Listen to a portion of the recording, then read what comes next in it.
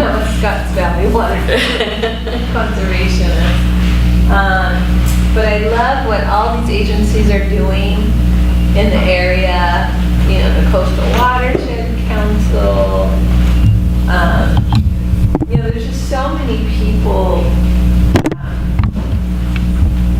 Environmental incentives, the Resource Conservation District. There's so many groups here that really do, and the water districts, they do care about the water supply and the quality of water.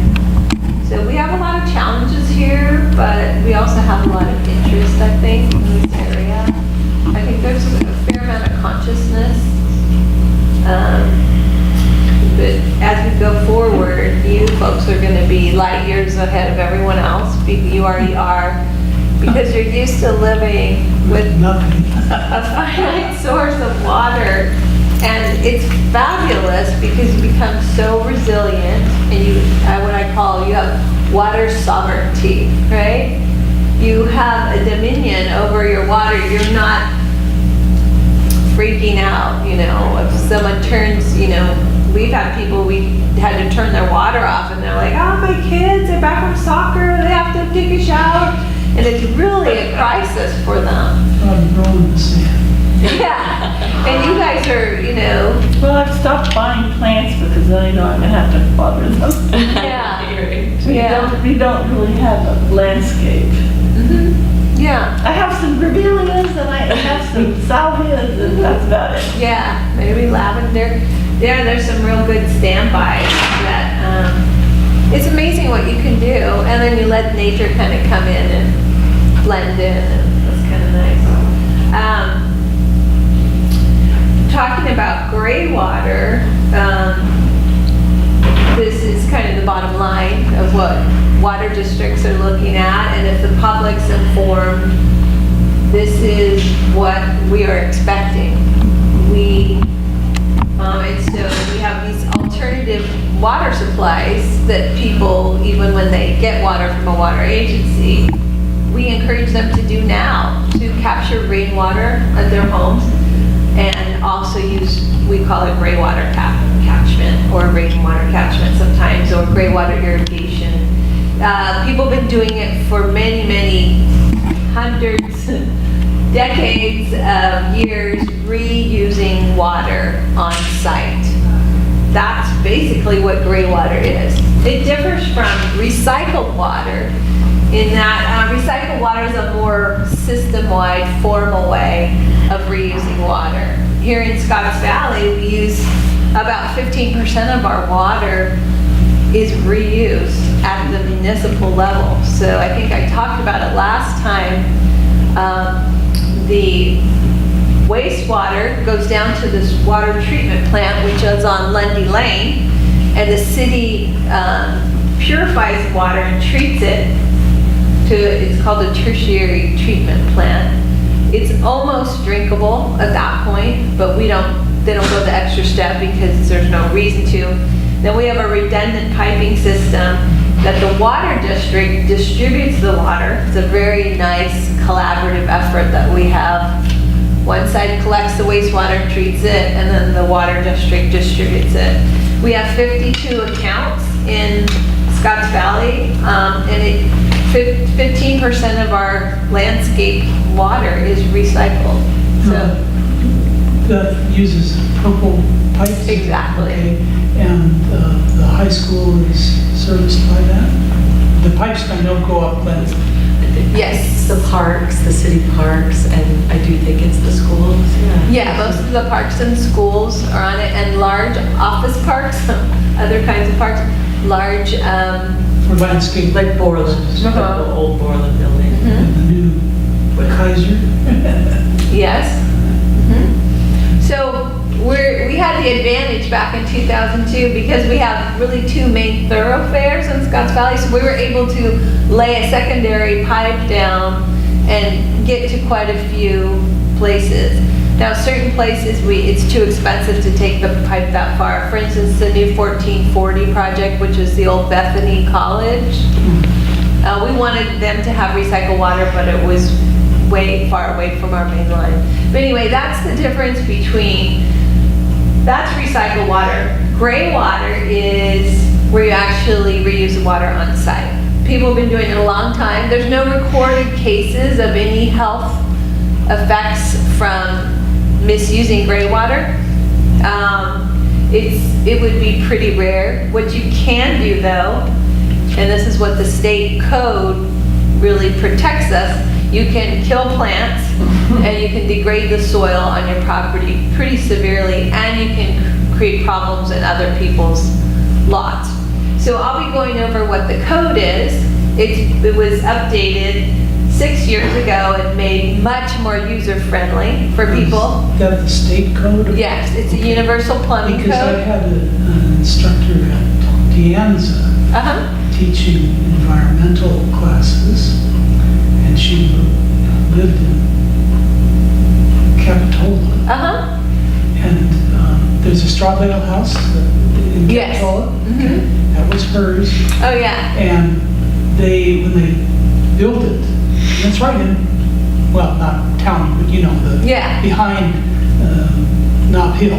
yeah, And they double plumbed everything. uh-huh, And it was all set up, the stuff was filtered with plants and things.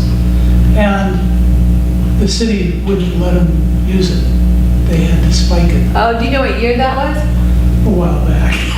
Yeah, it might have been before they did the big change. That's disappointing. They also have, I've been to that home, they have rainwater harvesting there as well. That's where they had a little door inside. Yes, you can see that it really Yes. was. Yeah. Yeah, it's really neat, isn't it? Yeah, so the Greywater is also used in Watsonville, out on Clearwater Lane. They have a large LEED certified, huge, beautiful facility there. And that recycled water goes to farmland. So, yeah, and I understand so those are the two main places How in would the they county. use it on the farmland? Because that's all edible products. Root vegetables? No, Strawberries, I think probably. mostly, I don't know, I think a lot of it, I don't know. It's tricky because I don't think you still can't use it on. It's recycled water, so it's But pretty. it's been treated. Yeah, it's been treated. Yeah. It's tertiary water. They It's use not Greywater. the purple. Okay, Yeah. that was my. Did I say Greywater? I think so. I'm sorry. So recycled water is in Scotts Valley for Yeah. turf, and it's in Watsonville for farmland. Yeah. And it helps them, it's cost effective there because of the saltwater intrusion. Yeah, They can't that's- use the wells close to the ocean, and so running, you know how you just said, like, you wouldn't think it'd be so expensive to get those pipes to Bethany, the old Bethany Falls, but it was, but for the farmers in that case, it actually makes sense Well, yeah. to use them, because there's no other choice, but as soon as you get a little further in when they can use their wells, then they're all like, nah, we don't need it, Now, it seemed like they dig up Scotts Valley Drive every other year. And when they do that, and because they've got regular sewer lines and other piping, Yes, with all those manhole covers. yes. It's not just a storm drain. There's a lot They going can- on under They a can surface route a lot area. of stuff. It would seem that the next time they do, I'm still thinking Denny's, it's not Jack in the Box, right? Work on Scotts Valley Drive up that end, it should be more economical to go in and make that sort of a change. If they're already exposing the You mean trenches. on Scotts Valley Drive? Yeah.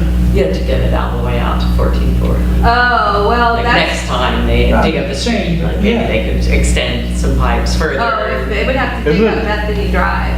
completely. Yeah, and isn't Bethany Drive, isn't it distance and also that you have to Go uphill? up. Oh, So it needs a lift Yeah, stage. but it's just really expensive to do, just to one single site. Mhm. oh, well, no, but I was saying if trench is open, you could lay some pipe in. Oh, yeah, if that was the case, sure. We always look at those. And there's places now where we could have recycled water, but the state requires a backflow prevention device, so it can get kind of expensive. But going to what you can do on your property, you don't even have to have a permit to hook up your washing machine, okay? So as long as you don't discharge more than 250 gallons a day, there's gotta be a lot of laundry. The average front-loading washer uses about 20 gallons per load. That would be a nightmare doing that much laundry every day. Quite a lot. So, the code, I'm happy to say, has been shepherded through by a lot of activists and people very involved, and the state was responsive to them. We'll meet one of those people on video tonight, Art Ludwig. And so it was updated in 2009. Every 3 years, the Universal Plumbing Code in California gets updated. So it's already been updated once. They didn't change it that much at all. I'll go over the code. So if you want to be in compliance with the code, you have that option. I recommend it because it's actually I think it's a very reasonable code and one that will protect your property. Now, if you do something beyond your washing machine, like your showers or your bathtubs, then they require a permit for that. And that is because you're cutting into your sewage line, your wastewater line. Septic tank? Okay, that goes to your septic? Yeah, so then they want people to make sure that they're cutting in at the right place of the vent. That is what all the state requires. And certain jurisdictions might do things a little more strictly, but that's basically the difference. Well, it seems to me that the big issue is primarily sewage from human waste. Yes. Okay. What if you're using a composting toilet to start with and you never flush any of that down into Well, a common drain? Well, you only can take, by code, you can only take from showers, bathtubs, bathroom sinks, and washing machines. You Well, that's cannot what take from toilets or Right, kitchen sinks. But what I'm saying is, if you're not using a toilet, you're using a composting toilet. I see, so you don't have It's not fecal even in the matter. Would never be an issue. Yes, well, there's still some issues in shower water and such. Yeah, but that would, definitely make a difference. Well, we shower outside with the plants, so. That's really great. That's See, because you have a almost- very direct Greywater system, right? Use a garden hose, But like, not in the Greywater. but none. Right. And so I do have a list of of soaps available, and that is actually very important because a lot of people have been doing their own Greywater systems in their own way. Yeah. And so that's, if you don't get anything else out of this talk, I would love to have you just review that list so that you make sure that you're not doing a long-term degradation of the soil. And mostly it's when you're adding sodium to the soil. Boron, borate is a plant mycotoxin, and then all the petroleum distillates that are found in mainstream detergents. Borax is a great soap, but it's not good for plants, unfortunately. It's a great kind of natural soap. So what's on the list are plant-based soaps. They're all liquid and they're all plant-based. Do you have the list as a? I don't have it here with me, but I'm happy to get it to you. I could mail it to you if you like, Or email? or email. Yeah, just make sure that you give me your email, or you can email me. It's just a one-pager. Put it together a few years ago. It might have changed a little bit, but the most common one is Trader Joe's Liquid and Ecos, E-C-O-S. You can even get that at Costco. It's going pretty mainstream, that brand. So it has to be liquid, has to be salt and detergent free. And that actually makes it pretty good for the environment as well, and for wearing those clothes that are washed in more gentle fabrics. A lot of times they use a papaya enzyme that actually is the kind of the active agent in those soaps. Or coconut, you'll see that too. So that's really important. Would you like to see, what I was going to focus on was the laundry to landscape system because it's the easiest, it's the most flexible, it's the cheapest to install, and it doesn't require a permit. Do you want to take a look at that? Sure, we You already do that? no, we don't have the laundry at home because we don't have the water. Okay. So like we go to town and use the. And use Scotts Valley water. Hey, there you go. There you But go. it's still interesting to know that. Okay, good. Yeah, it's really not that It's pretty simple. It's like anything, once you do it once, you know about 10 times more. I've put in about 20 of these laundry to landscape systems, and it takes a bit of labor, but it takes less than $150 in parts, and that includes a delivery of mulch. So in Scotts Valley, we have a rebate for one fixture is $150 we give you back. So really, it's just your labor involved. We've had quite a few workshops in town where we will show some slides like this, and then we'll actually go out to someone's home and install the system that day. So that's always really fun. That's really cool. Yeah. Do you know if Santa Cruz has a similar rebate? I don't remember. I know these things come and go. I just call them no. I know San Lorenzo Valley does, because I just looked yesterday. That would be the SLV Water District? Yes. Okay. San Lorenzo Valley Water District and Scotts Valley, and I know Soquel Creek does. Soquel Creek Water, they have the most rebates of any district in the county. Yeah, they seem like it. They have a long list of them. It's really fun to see what they've come up with. So that's neat. So you can do it yourself. And one thing I like to do is I get people, we plumb in from the inside of the washer and go through the wall, the window, or the dryer vent, and then they kind of take over outside. And it's just a matter of digging. You don't even have to dig trenches, you just have to cover the pipe. So it's pretty cool. It's really been a great service. And I think as this continues, we will see more and more Greywater systems. And we really do want them to be to code, because I'm really not that much of a bureaucrat, but I do think this is important because it protects your soil and your neighbors.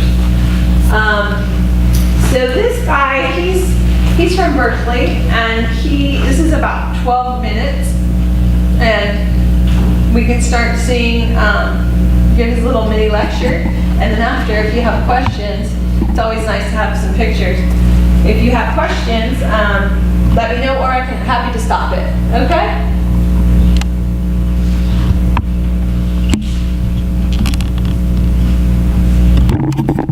Oops, it would probably be good if I had the volume on, huh?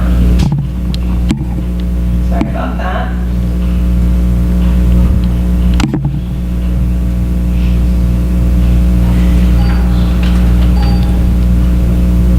Okie dokie.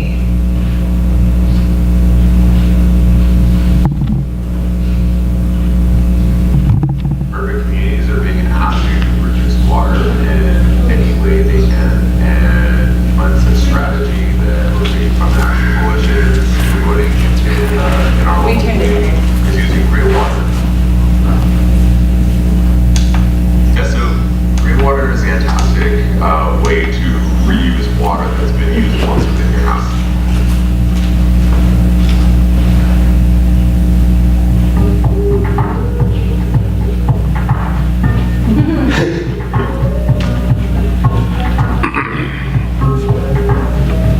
So here today at our workshop, we're discussing a laundry landscape Greywater system, where it's a really simple system where you take water from your laundry machine and the very simple pipes sent outside to your non-edible landscape.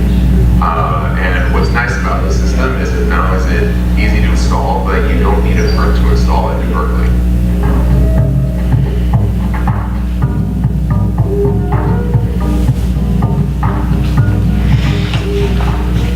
How often do you do laundry? Do you have a front-loading washing machine, or do you have a top load? You're creating one zone, one irrigation zone that's just based on your washing machine. So when you think about it, well, how many loads do I do a week? How often is it? Once on the weekend? 3 loads at a time? Most people can wait and do all their laundry at one time. Some people, it's scattered throughout the week. So how much you generate and how often you generate the water is a design consideration.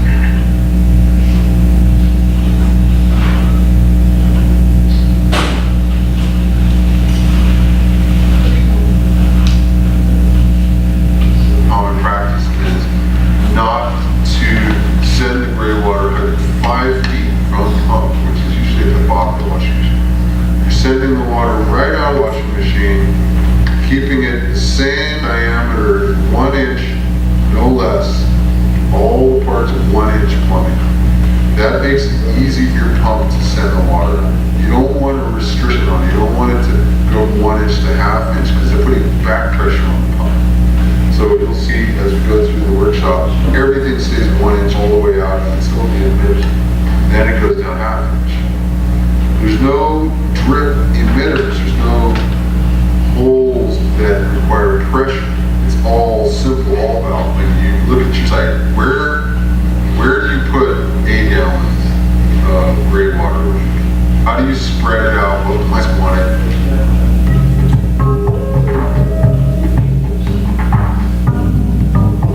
So this is the planting phase. And fruit trees are ideal because you can water them like once a week if you do your laundry once a week.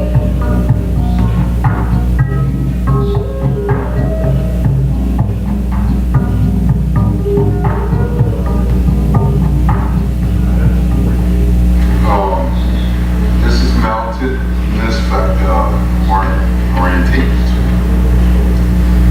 Washing machine hose, coming to here, we're going to hose plant on. Now you have 2 ways to get out. One will be sewer. This is going to be, in this case, this is going to be sewer, because the sewer's came Or out of septic. here. And you just turn the handle, you do the arrow. Turn it up, now it's getting there. Now we go. This is to be mounted above the washing machine, close somewhere behind washing machine and above it, so that you can get a hose in, connect it to the sewer, and run it out. Now it could be the other way. It doesn't matter which side's which. It's just this side.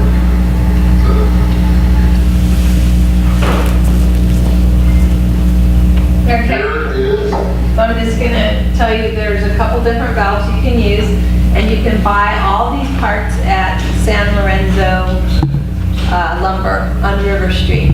They actually approached us. They put together all the parts in a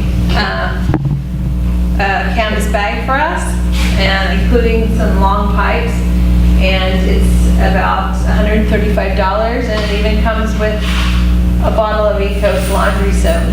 So we used to have to go all over the place to find these parts, but now it's one-stop shopping. So that's really nice. You'll see a 3-way valve there, but we have a different one, but it's all the same. It's all the same function. It's a 3-port 2-way valve. So the water comes in, you know, if you have a standing sewer pipe, when your washer drains, if you were to pull it out, the water would squirt out like a hose. So we put that valve on there, and so the water has to go this way or that way. So it's either gonna go back to the sewer or septic, or it's gonna go out to your landscape. And the code requires that because sometimes you wanna turn it back to your septic or sewer. Let's say you're bleaching clothes, you don't want Clorox out in your landscape. Septic either. Yeah, that's a good point, because that's gonna kill all the bacteria, huh? Or, you know, there's certain things like greasy rags or something, that icky things that you might be washing, and you really don't want that in your plants. So, I'm not sure, he might be going into a little more, too much detail, but, what we could do, are you engaged with this? Should we keep Paying going? attention, yes. Okay, if you want. I have one that's a little bit less in minutia. That's the vent. The machine doesn't load and it pumps out the water. If you don't have an anti-slip or a check valve, the kit just sticks to this. What could happen is that the water line coming out, the pump line is full, and there's water sitting and it has to drain all the way. The next cycle turns on, it could suck in that dirty water back in the washing machine. This is that. This is air, so it spreads air come in, so it kind of breathes. Let the air in, but Water not the comes air. out, when it's done, and the next load isn't going to contaminate it by cycling home. And that's just a little, that's in the kit. Anti-siphon. There's like 6 names. Plumber's vent, cheater's We vent. call these, just compression bit. You cut the pipe and push it. I feel it's easier to work with this, to push this in, than to jam this in the pipe. That has hard That's to right. Flexible. Work out, yeah. It's not that hard if you put Somewhere here. soap on it or heat it up with hot water. Valve bars. This is basically a way to keep mulch, dirt, whatever, from clogging the line that comes in. This is what's at the inside here. We'll drill a hole, maybe inches down. This will be what's in there. And you can adjust how much you want. Full open, cracked a little. If you crack these a little, pressure builds equally throughout the whole system. Everything gets an equal amount. If you open all the way, most of the water will find its at the least resistance. So the water will come out close to the washer if you have everything open. But this protects this and gives it clearance. This is netted film or deck line. No drip emitters. You see it's solid. This is for connecting sections where you're just sending water. These push inside about 4 or 5 times. So now when you thread it in, right, it doesn't unravel. Then you're like, fighting. So Teflon these in. So tools are, you know, wrenches are wrenches sometimes not. Pretty basic. We've got Cool. PVC cutters, stronger, You got one? ratchet, and protruding pipe. These Seed are library. more for the blue block. Anybody know these? Channel locks, nice. More channel locks. Kind of vice grip channel locks, kind of a nice little. Ooh, what's this called? Yeah. You know what it is? This is a 4-inch. Everyone has a pair of something, one of these or the other. As long as they have a big enough mouth to open them and twist these together. You just want to screw those together. The only places I know that have tool lending libraries are Berkeley and Oakland. Yeah, at the library, yeah. A flexible tube right here that had been going right here into the sewer line. So that's where all the drainage was like, all the water when it's on the, Yeah, so that's the line that goes out to the sewer septic. It used to be pushed in there.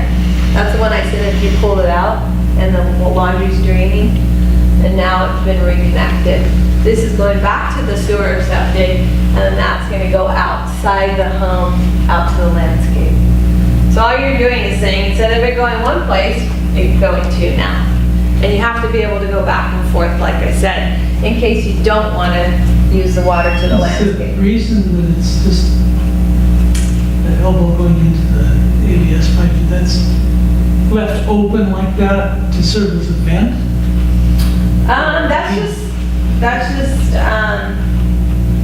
Yeah, it's not pressurized. No, but I'm saying, why wasn't it sealed? Why not just, They're never really sealed up. Usually they have a P-trap at the bottom so that the sewer gases don't come out into your house. But if you don't, But it really looks like it's a vent pipe that they cut off. yeah, but in this case, protect it's the not. pipe. That's kind of what I thought when I looked at that. What's Like, that? Oh, that it's just, that black one is just to protect the pipe, you know? Well, No, I mean, the other pipe is it's just exposed. like a holder for this Yeah. waistline, which is corrugated, you know, Right. this is kind of like a hairdryer, kind of old timer. Yeah, and it always just gets stuffed in there. You'll see it, you know, in sometimes in newer homes, there'll be a pocket next to the washing machine and there'll be a hole there. And you just shove it down there. I don't know what I wouldn't find that acceptable unless that was for venting. but- Well, no, it's for the water to go in, Yeah. and then it's like your bathroom sink, it has a P-trap at the Yeah. end. So if that water dries out, it would allow sewer gases to come in, but if you keep using your washer, there's always gonna be some water down in that P. Yeah. That's usually down at the ground or under the subfloor, you'll see it. I know, it seems kind of unfinished, but that's, Well, it's odd because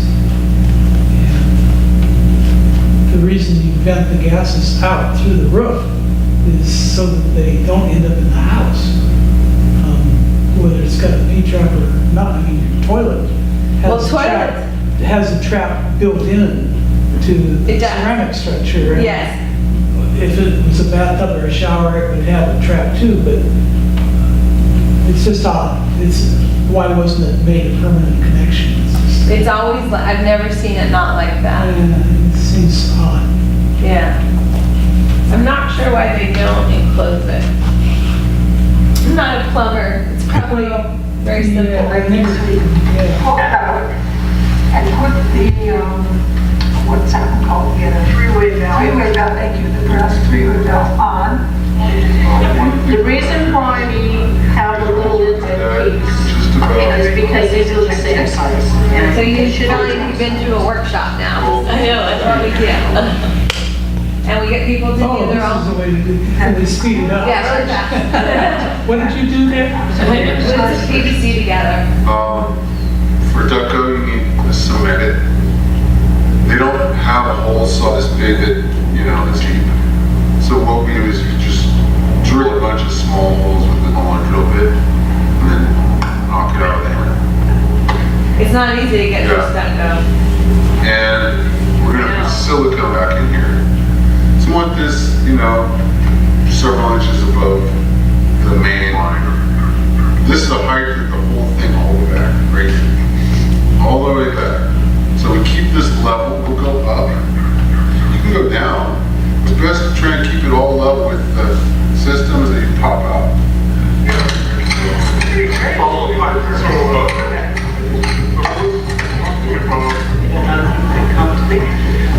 Oh, take serious notes, help us, so nobody. What's that?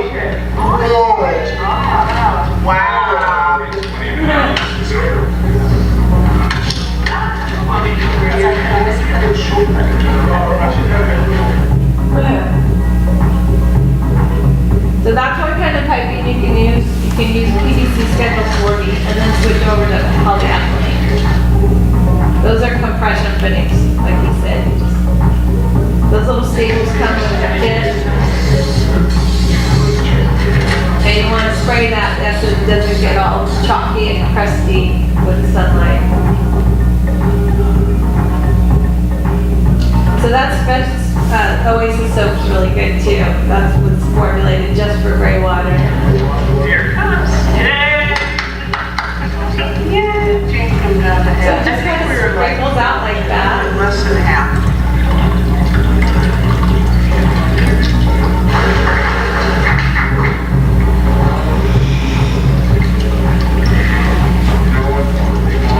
Now we put mulch around it so it kind of wicks out the moisture away from the valve boxes.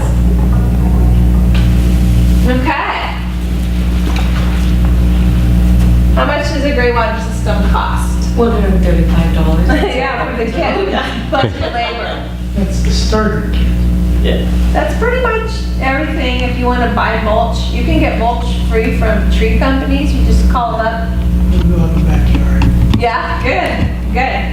And now if you were to pay someone to put in a system like this, it would be many, many hours. It'd probably be a good 12 hours. And so, what do people charge? It really varies. With the contractor, with paying a crew, and if he's legal Right, and has a license. right, bonded and all that it'd be stuff. As much as $100 an hour, Yeah, right. So that's why we want to empower people to learn to do it themselves. And it's really fun when you get together with people from the community. And we've kind of had a little cadre of people that, they were taught and then they go and teach someone else. Putting together the kit and making a source for it is probably the most powerful thing you can do. Yeah. Because then, there's so many people that do know what they're doing, could rig up the plumbing, they don't know what to do. Yeah. Less than 500. What kind of maintenance? I'm just going to kind of answer these. It takes very little maintenance for a laundry to landscape system. when the water, we saw the water come out, if you have it in a little utility box like that, or you can just use a a pot from a nursery, you know, a 1 gallon black pot. You know, those are about $6, those utility boxes, and they're really nice, but you can just turn it upside down, cut the top almost off so it's flapping open, put it down in the ground, and then cut a hole for the line. And that way, you don't even need to have those, but they're really nice. You can lift up the lid and you can see if the water's flowing, and it's nice to not have it in the dirt, it just flows and falls onto the ground. What about issues of buildup of whatever you were using on the inside of the pipe?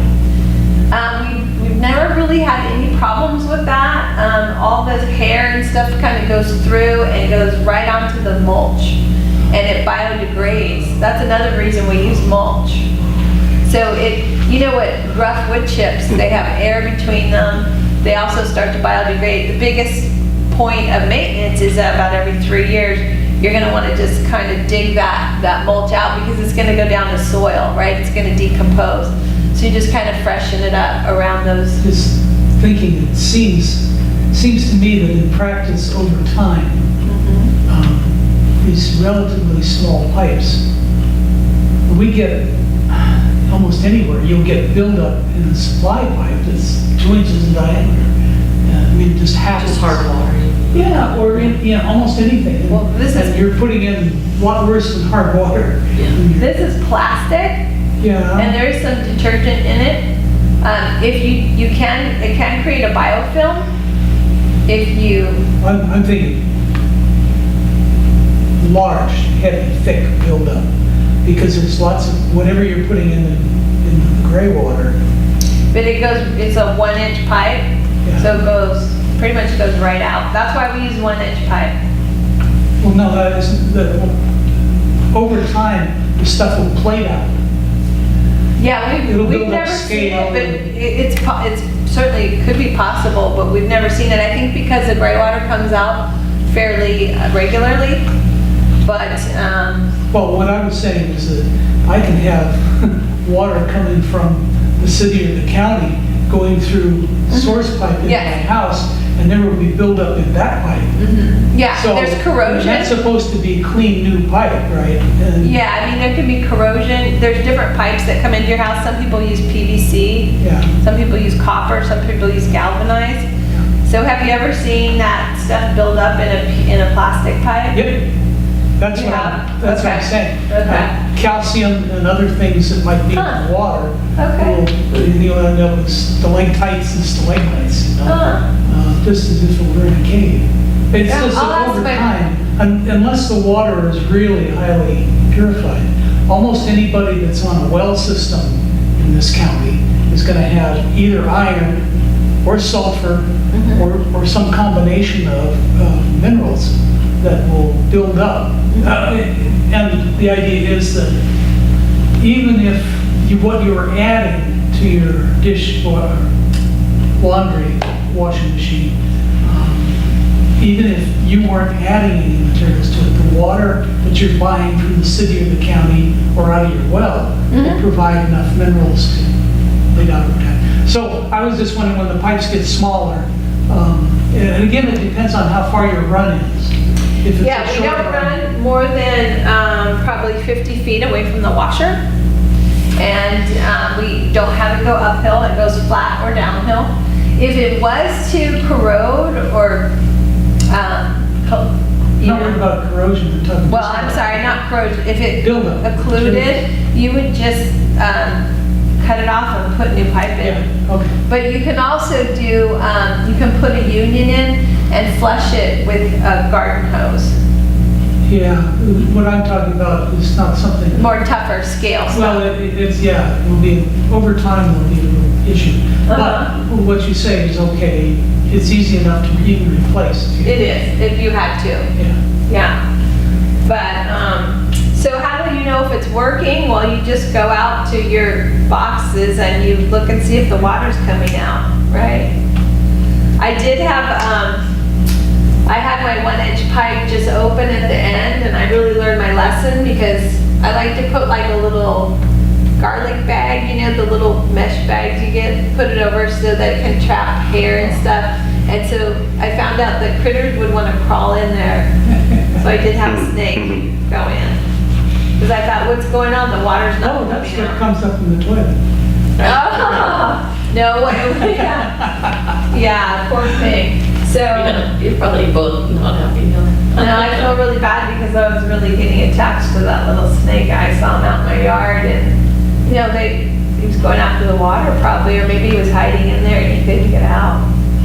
So what kind of laundry detergent? We already talked about that. So your snake decomposed in that side there or something? Well, I got him pretty quick. You know, I had to take the fitting off. And But he wasn't alive anymore. now I felt really bad about that. So now, do you want to talk about things that aren't laundry to landscape? The types of greywater systems? Is that a yes? We got one She yes. wants- Okay. Or would you like to look at more about laundry to landscape? Do you want to see a complete system that's already been done? This is a 5-minute video. Up to you. Up to me. Yeah. Well, we can start it and see if you guys like it. Yeah, And then, that looks like a familiar. Hi, I'm Art Ludwig. Designing systems to live here with less use of resources has been my day job for almost 30 years. In this video, He's the one we that developed explain the how to do the landscape. simplest, cheapest, most effective greywater system ever. A new system I've developed called Laundry Landscape. We're going to go over each system element, starting with the wash machine, then going on to biocompatible cleaners, diverter valves, transition to outside house, anti-siphon valve, hose disconnection, distribution line, emitters, mulch basins, soil and roots, and the bees. so you already saw that, Yes, so sir. that's The kind of a washing nice machine. schematic. Yeah, it was nice to see it. That's why I like this one. This system uses the pump in the bottom of the washing machine to pressurize the line clear up to the fruit trees. Next element is the diverter valve. It enables you to easily switch between the landscape and the septic sewer. This is the water coming from the washing machine, and it either goes out here to the landscape or around through here into this utility sink, which is actually to the sewer. That's You the want to make sure that the soaps that you use in the laundry are not only good for getting your clothes clean and non-harmful to the plant and soil. These large diameter lines don't constrict the flow the way a garden hose does, so they don't add strain to the pump. For Like the people diverter put garden valve, hoses on it. the line has to go uphill or flat to the next system element, which goes at the high point of the line. There's that right big there is can, the top is possible in anti-siphon. the washing machine. It's a vacuum breaker, in this case a check that allows air to get into the system and break the siphon that might otherwise form and suck water out of the machine as it tries to refill itself. From here, distribution plumbing runs along the bottom corner of this wall, runs along the corner of the house here. This is also going to get stuck out over. And then puts this rainwater downspout and out onto the rest of the landscape. This is the main line coming to the washing So machine. you're using a different. There's still different ways you instead of can do blue, the they're using emitters. the black. These kind are reducing tees with little valves on the end that you can use to adjust the amount of flow. This is a simple emitter shield, just cut from the cutoff end of a 5-gallon bucket. And the next element in the system is a receiving landscape. And that consists ideally of mulch-filled basins. This basin hasn't had its mulch added yet. So you can see how it contains the greywater flow. It keeps it from just running over the surface of the ground in an uncontrolled way. The basin contains the flow, and then mulch covers the greywater.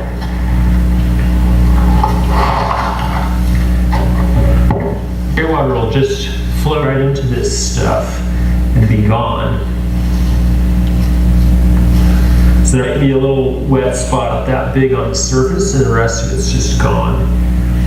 And besides covering the greywater, mulch does several other good things. It keeps the surface of the soil friable and open so the greywater infiltrates rapidly even after decades. And also it's way to have the mulch turn into fruit in your garden that turn into methane in the landfill, which is a greenhouse gas that's 30 times more potent than carbon dioxide. These little resource spaces actually do a great job for reducing global climate disruption as well as helping your trees. The soil is a key part of the system. The beneficial microorganisms in the soil break down any cooties that are in the water into water-soluble and nutrients. And the plant roots absorb those nutrients and leave pure drinking quality water to percolate down and recharge the Greywater. So it may not look like much, but this little mulch basin is actually outperforming by almost any measure the $30 million advanced tertiary treatment plant just down the road. It's at the other end of that handle. You turn the valve toward the sewer. And then, of course, there's the plant, in this case, a lemon tree, that's turning what would otherwise be a waste resource, the nutrients and water and laundry, in fruit and shade, privacy. So he is author of these books here that the library has, and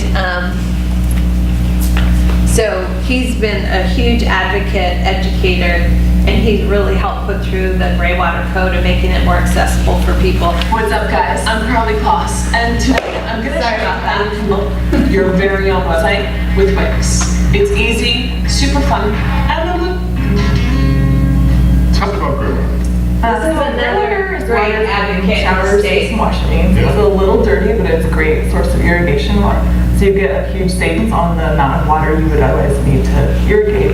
And you also get these savings because that water is not down the drain, so you don't need to treat it. The sewer treatment, it doesn't need to go into your septic system. Just an overall good way to save water. You help us today with some of the outside dig work. I'm going to work in some Julianne did start. What we want to do is to So install you've seen this. this. You've seen this laundry to landscape system. Do you have any questions so far about laundry to landscape? Nope. Okay. I'm interested in pushing it further. Okay. Like the building conference that they have every year, either San Jose or San Francisco. They usually have a demonstration house that they build where it's completely closed cycle.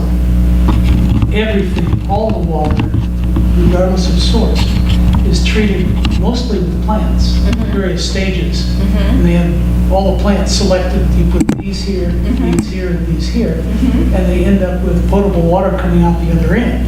Uh-huh. It's not potable according to the law, but it's potable according to the test tube. And Okay. it's clean. You may end up with rice down at the far end or whatever. Start with that and go to rice or whatever. And each one has been selected to take care of a specific stage or type of pollutant that's in the water. And so it ends up going right around, coming out the sink in the kitchen. You know, I mean, it's into a storage tank and so on. Uh-huh. Yeah, I mean, I think with more challenges to our water system, you're going to see a lot of people innovating, some safely, some not, and you're going to see, you know, everything from universities to large technology companies to backyard people doing this stuff.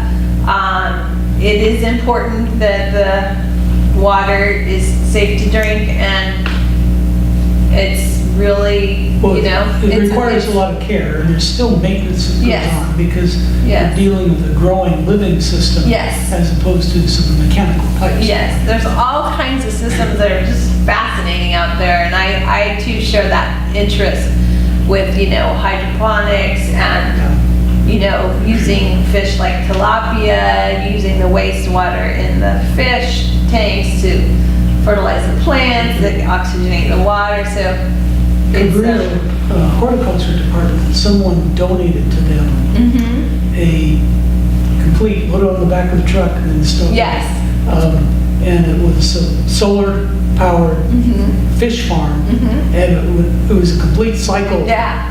It- It's really great, isn't it? I saw that too when I ones taking classes are, yeah, so this is a really great system. It's pretty inexpensive, it's easy. You can also hook up, like I said, your bathtub, your shower, and your bathroom sink. The state doesn't allow for kitchen sinks or dishwashers, or of course toilets, because there's stuff that goes down in there that plant, animal-based fats and dairy and more pathogens. So they're just not ready to work with that yet. And you have to realize that the state authorizes things for the general public to do, and so they have to be conservative. Now, you asked earlier, can you use this water to irrigate edible plants? And the answer, the state says, is yes. However, the water shouldn't touch the edible parts, such as lettuce or strawberries, and we don't want to use, like you said, root vegetables.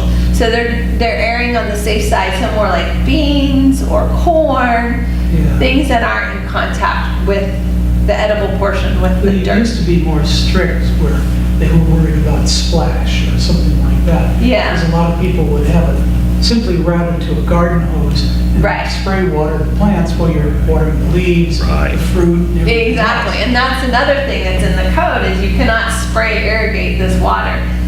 Now, Art Ludwig, she just put that hose down, but you have to cover it with 2 inches of cover. It could be with mulch, dirt, rocks, but 2 inches is not You very don't want it hard. coming back up. You don't want, Every year. you don't want, Everybody's showing mulch and everybody's showing fruit trees.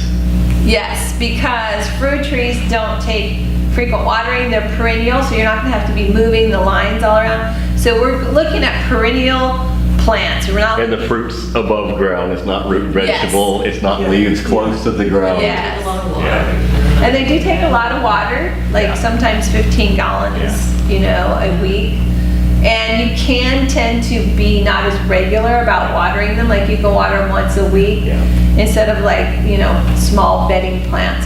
So it really is ideal, and because this is a redundant system, you're not going to take out your, if you have drip irrigation, you usually just dedicate a portion of your landscape to this, so you don't have to mess around if you already have an irrigation system. Like a lot of people say, yeah, I'm putting in 6 fruit trees in my backyard, I'm starting a little mini orchard, and the Greywater is just going to be dedicated to that. So it works out really well that way.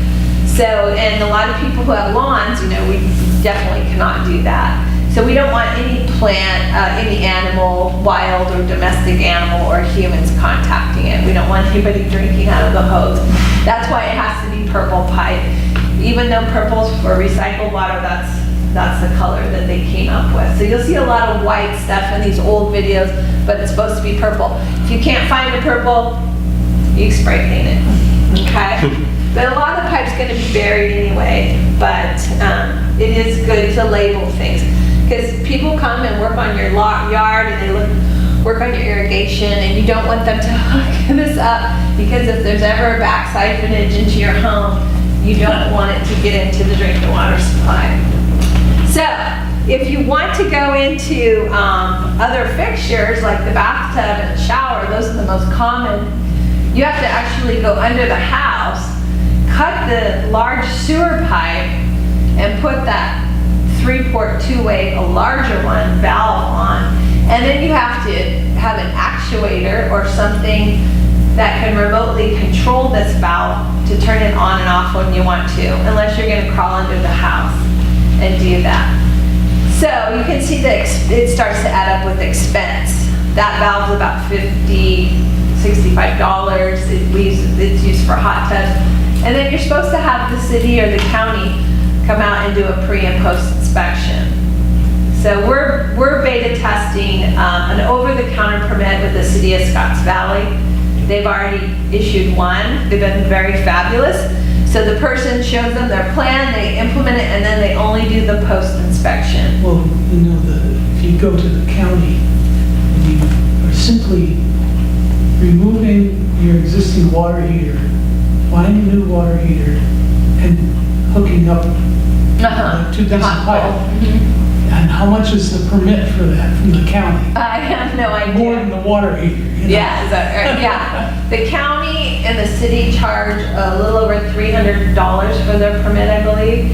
And we're trying to kind of, like Monterey and the city of Marina, we're trying to take out that first inspection and only do the post-inspection. So then it's probably around 110 or 125. So, and that's why we made the Greywater rebate higher, because we wanted it to cover the price of the permit if people need I it. doubt if. Now, you are talking just about showers and stuff, not the gray water from the laundry. You don't need a permit for that. You don't if you, because you're not cutting into a waistline. All you're doing is pulling that waistline out. See, so that's the difference. That's the huge difference. Yeah. Yeah, that's tricky. I'm surprised because years ago, anything that touched certain parts of your body was not supposed to, any water that you used to wash with, This is which a would be in three-way sink or divider. shower or bathtub, was not allowed. You had to, Anything that touched. body, washing your rear end, for example, was not allowed to be used as a grease. This is years ago. Yes, It was much more restrictive. Very much so. You had to bury the line like 9 inches, and that's a lot of work. 2 inches you can do with your hand unless it's really bad. Well, that's like the permit costs, Yeah. how many people who would be doing this sort of thing that are in the San Lorenzo Valley would go Right. to the county and pay that much money for it. We have a lot of people that do, in California, we have a lot of people that have been doing, off the grid kind of gray water for a long, long time. And like I said, there's been no reported health problems, but there's probably a lot of people that have probably polluted creeks and rivers, just let it go down into the creek thinking, oh, I'm just adding to the water supply with their Tide laundry detergent. And you really don't want to do that because you're compromising your own ecosystem. So the main aspects of the code are no ponding or pooling of the water. So they don't want any mosquito vectors going on, and they don't want any. Let me get you the whole code right here.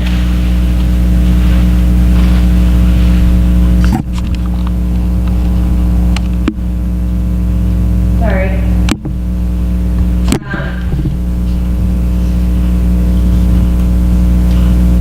So you, like I said, no, you have to use a 3-way valve. It's actually a 2-way 3-port valve. It has to be properly labeled with a purple pipe. It has to be at least 2 inches below the surface of the ground. It has to be under a mulch shield or rock or dirt, or it has to be covered. You don't want anybody drinking that water.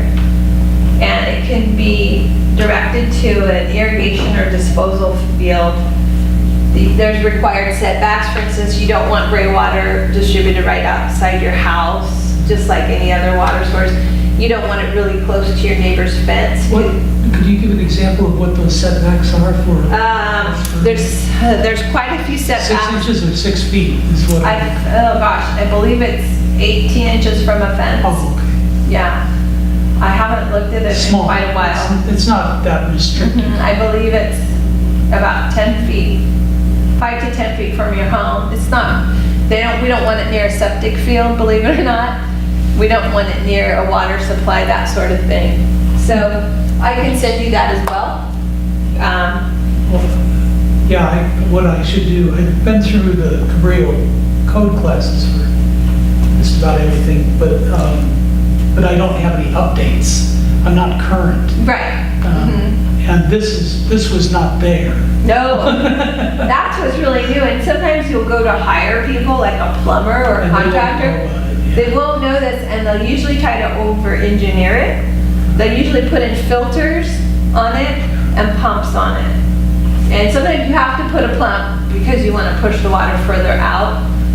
But this laundry landscape, we only go about 50 feet from the washer because we don't want to overstress the pump on the washer. But there are pumps that you can attach and send the water much further. But we don't want, so we use the mulch basin and we use big pipes, so we always try to make it as simple as possible because it lowers the maintenance. Pumps are expensive. And yes, and chances for problems. So remember that when it comes out of the washer, it's under pressure. That pump is pushing your water out down to that pipe. So that's the beauty of this. If you do your shower, your bathtub, it has to gravity flow out to your plants, or you have to add a pump to it to get it to where you want it. So it's quite, sorry? I was gonna say, the bathtub or shower is gonna have more particulate matter in it too. Your clothing's, most of the stuff's gonna be carried away easily by the water. But anyway, Yeah, I guess it all depends on, yourself. how good you are, yeah. It has to have a maintenance manual, and all that is with our laundry landscape, it's a piece of paper. It has all this stuff on it, tells you what soaps to use, and on the back it has a hand drawing of the system, so that if someone wants to go out and do maintenance on your backyard or your front yard, they would know where those pipes are and they'd know what they are. And I think that's very important, because how many of us, if we could have an as-built of our house, if we knew where all the plumbing was and all the electrical, we'd be a lot happier. So it's really a great thing, especially if you have people visiting or caretaking at your house, kids coming home from college. Then we have to mark the valve that says to sewer septic, to Greywater, that kind of thing. So those are the main portions of the code. Does that sound reasonable? You can see what they're trying to do. They're trying to prevent a public health hazard from happening, from messing up your washing machine. So if you put a little 5/8 garden hose on your washing machine, you're putting a lot of back pressure friction. So it's having to really work. Yeah, replace the pump. Yeah. And now if you get a really old washing machine, those used up to 50 gallons a load. So some people say, oh, I should go out and get a new washer. And I said, well, if you're gonna hook it up to Greywater, it may not matter. See, the old, if you go back a little further, This- they had a hose with a hook, piece of pipe coming Yes. out of the washing machine that you lay down on the ground where you Yeah. wanted, and you washed your clothes wherever you wanted to water. Yeah, which might have been a great idea Well, if the soap was right. yeah. But now, Well, that wouldn't protect people much more from complex. contamination of it.